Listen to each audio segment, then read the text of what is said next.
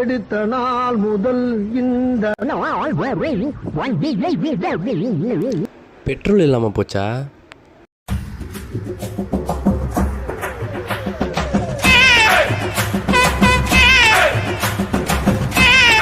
Hello, யாரா இருக்கீங்களா? Petrol காலியாச்சு போலே.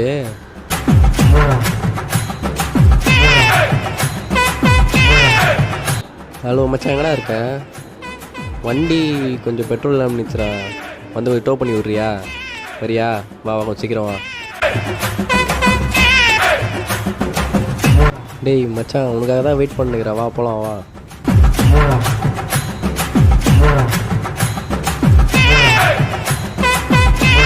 என்னடா